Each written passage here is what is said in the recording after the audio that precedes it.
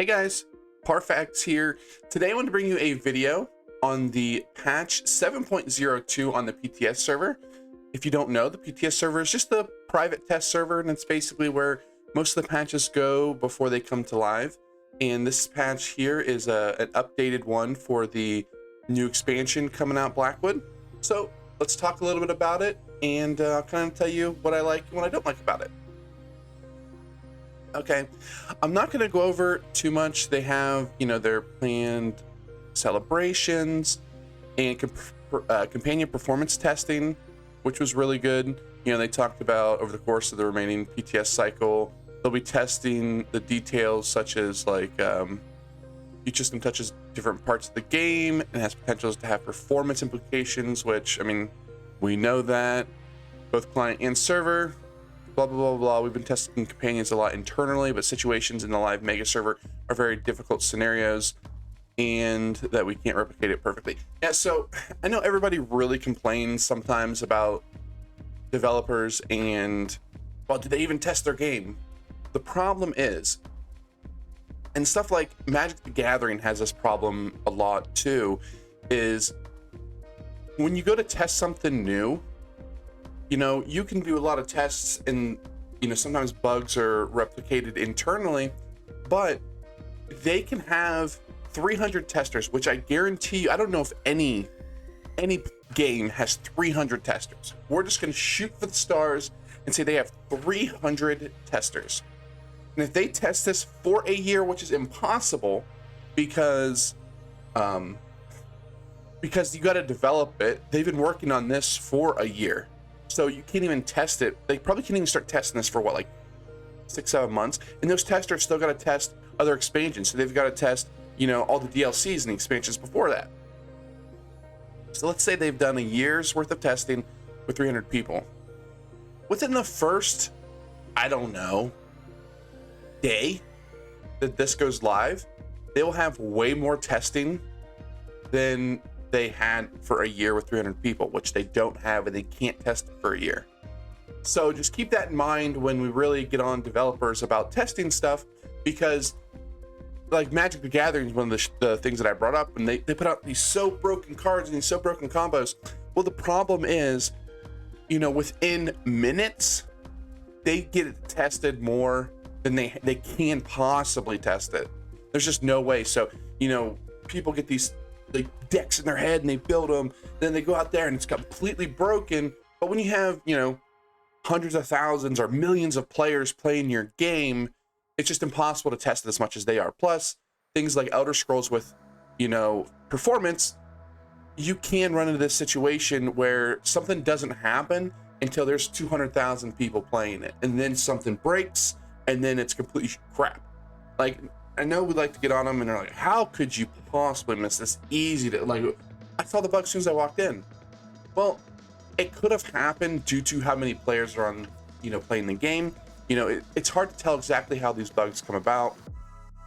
So kind of take that with the way. That's kind of like a mini rant. We're already like, we're 2 seconds in and we're already ranting, but it's not a bad rant. It's sort of more for us as a players, and trust me, I get the same way versus, them as developers.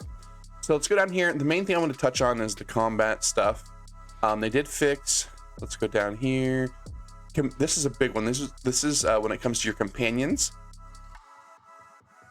This is all kind of like meh stuff. If you want to read it, most of it's like lore stuff, that kind of thing, and stuff when it comes to their like personality. Fixed a few animation things. They will call out when in dialogue to other NPCs, which is kind of fun. But one of the main things I really want to touch on is this first one right here. Companions will now block incoming blockable attacks more consistently. Now, what does more consistently mean? Have no idea. I mentioned in one of my last videos that they need to block attacks, and if they could block attacks, then it might make them survivable. I mean, they still have the issue of they'll just stand in red for absolutely no reason, and I wish the game would prioritize them getting out of red, but we'll see. At least that's a nice little change, and the rest of these they're not a big deal. So we'll see if this makes them really much more survivable. Probably not, but we'll see. We're not worried about UI. I wanted to go down here to combat, generalization. Where's that? Exploration and itemization, I think. Yeah, here we go. This mainly bug fixes. We want to get down here to, we have some little touch-ups here. Necromancer, Living Death, Restore Tether. Braided Tether, fixed an issue where this ability was healing the caster twice per tick, which, I mean, that's a nerf and that, you know, half the nerf. Oh, here we go. The damage over time effects listed below. Now, they update the damage based on your stat each tick rather than following the standard of snapshotting their stats on application. This fix is a fix a few issues where they are not inherent traits, such as bloodthirsty or others. Okay, I believe, I'm not 100% sure on exactly, that's kind of worded really weird. Damage. Oh, okay. So what that says is, originally when these were ticking, whenever you would, whenever you'd proc it, it would take a picture basically of all your stats, and that's what it would go off of. But now every time it ticks, it's going to check. So if your weapon damage went up when you, this is actually probably a nerf, and I'll tell you why. Sorry about that, Mike. So basically, if you fully buffed and you started doing the ticks on these, and this is just from my understanding of what they said here, it will go off of that. Now, they did mention a thing here, like such as bloodthirsty, so maybe it's not quite a nerf, because imagine if you're hitting a boss and it's like tick, tick, tick, tick, tick, tick, tick. It's not gonna tick bloodthirsty wise. So bloodthirsty is when you get the opponent low or the mob low, it's gonna hit harder. It's basically a build and execute. Now this will actually proc like a build and execute if you are running bloodthirsty. But if you don't keep all your buffs up in the middle of the fight, it's gonna be a little bit of a nerf. So overall, this is gonna be a buff, I believe, because of bloodthirst. If you're running bloodthirsty, it's a buff for sure. If you're not, then it's a little bit of a nerf. Okay, let's go down here. Sturdy Warhorn got a little bit of a tweak. Let's see what we're looking at. Okay, here we go. They made the following adjustments to the items scale. So sets that use weapon and spell damage now require 6,574 for either to reach the original values, up from 5,478. Man, I'm like dyslexic today. Resulting in approximately a 17% reduction. It's not really a 17% reduction. It's basically, if you can reach this, there's nothing changed from what I'm reading here, which is actually good. Now, I don't like that these are the same for magic and stamina. And mainly that's because most magic users wear, staves, where most stamina users wear two-handed swords. And two-handed swords just can inherently have more weapon damage than staves do. So it's a lot easier for a stamina build to reach 6,574 than it is for a magic user, which we'll talk about another stat down here that kind of, like, I wish they would tweak as well. But we'll see. Some classes just don't get that high. I know magic sorcerer, they don't typically get that high. Maybe you'll have to have some builds. We'll see. This is at least a nerf to the people that weren't really stacking weapon and spell damage. They're just using the typical proc sets, heavy armor, that kind of thing. So we'll see. And then this one right here, I don't like at all. The sets that use magic or stamina now require 39,901 of either in order to reach the original values, up from 38,350, resulting in approximately 4% reduction. The reason why I don't like this is because stamina typically never builds into these. So if you're a stamina user and you're using a set that now scales off of stamina or magic, you're probably just not going to use it. Or I mean, I guess maybe you could do like a hulking Draugr, for that. I think that's the one that gives you all the stamina. You maybe go with that, but stamina pool is just, you don't have as much stamina as you do magic. It's kind of what it is, So I wish they would kind of tailor them to each pool. So like this much stamina, this much magic, this much spell damage, this much weapon damage, because you're really sort of gimping builds by trying to not gimp builds. It's just kind of weird. But I will say this, I would have been okay with him saying 6,574 spell damage right here for magic, and then 7,200 or something for weapon damage, or add in the extra, whatever the difference is between a two-hander and a like the two-handed axe or something like that, two-handed sword to a stave.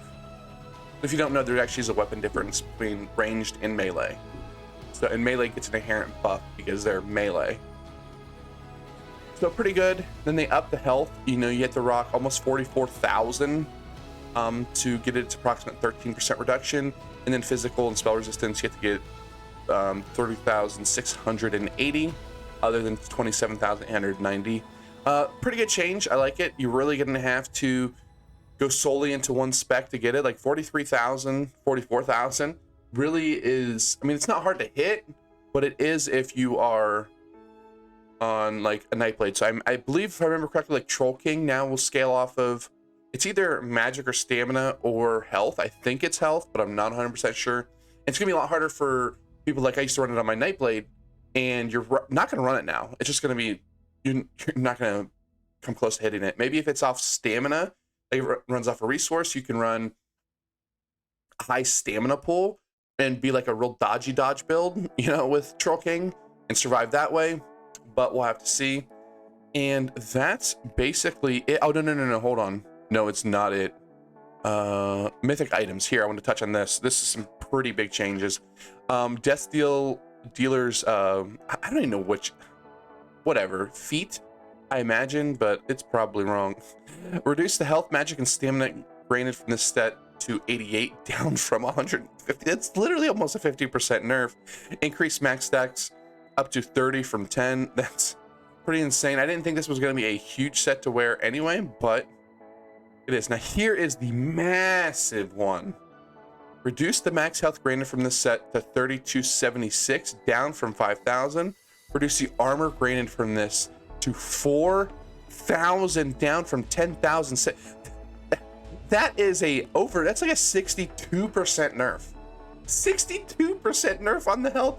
I mean, the armor, that's insane. Like, I mean, I think it needed it, don't get me wrong. But if you're going to be nerfed by this, I mean, did you just want people to have reactions when this came out? You're like, oh my God, super OP, we're going to get a bunch of clicks. Or, you know, I know I'm not one to really hit hard on the developers, but if you were going to nerf it this hard, like there's no, I don't even know. Like, yeah. Don't get me wrong, this set's still insane.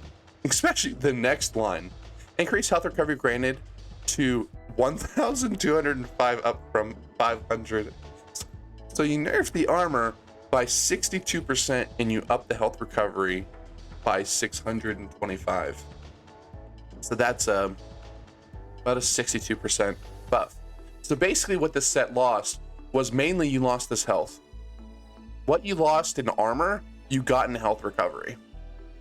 That's gonna be pretty insane for some builds. Remember I told you about the Troll King set where I was like, I can't remember, I have to go back and look at it, what stats gonna scale off of. But let's say it scales off of stamina. Imagine a build running this as their helm, and you're stacking a bunch of stamina, and you have this now. You're gonna have so much health recovery, it's gonna be absolutely bonkers. But pretty cool. Now here's another big one. We have the Harpooner's Waiting Kit, and increase the critical strikes per stack, 125 up from 119. And here's the huge part. Reduce the critical damage done to 1% per stack, down from 2%. Literally having the critical damage, which is huge. This set was insane and it needed a nerf. So it got a slight buff in the crit and got a slight nerf, well, not a slight nerf, a 50% nerf in the crit damage, which, to be fair, I think this is actually pretty good. You're still gonna get, it's still gonna be like one of the best one-piece sets in the game for damage. You're still gonna wanna run this, I think, but now it's gonna be kind of a little bit more in line. And then you have this, which is actually a pretty good change. This set now cause you to lose 5 stacks upon taking direct damage rather than 1, but it can now only, it now also has 1 second cooldown to help prevent you losing all your stacks in a PvP situation. So if you want to run this in PvP, Now if you get hit, you'll lose 5 stacks, but you can't lose any more stacks for 1% or for 1 second. I don't see many players running this in PvP. It's kind of gimmicky, because you're not going to get hit. You might be able to gank with this, but I think it's a fine change in some PvE instances as well. You have like a bunch of things attack, like a bunch of mobs, you're not going to just lose all your stacks instantly, but we'll see. And then shapeshifter change here, increase health, magic, and stamina granted from the set when you transform to 1707 from 2006, which is a pretty good change. This is just the set that when you it like lowers your transformation amount and it gives you some stats when you transform. So pretty cool. That's basically it. They had some other tweaks here, nothing too insane for the rest here, but that's kind of what I want to go over. It's already 15 minutes. Sorry, this, I didn't plan on having it this long, but I think we had some pretty good discussions. Let me know in the comment section down below what your thoughts are. And always, you can come watch me stream on Twitch. I'll be streaming Monday, Wednesday, Friday mainly, and I'm actually going to have more streams coming up, but we'll talk about that here shortly. So thanks for watching. Comment down below your thoughts. What this was, the set that changed enough? Is it, is it better now that it has health recovery instead of armor? Let me know down in the comment section down below. Like, comment, subscribe, all that good stuff. If you didn't like this video, make sure you hit the dislike button and tell me in the comment section down below. And I hope to see you out there.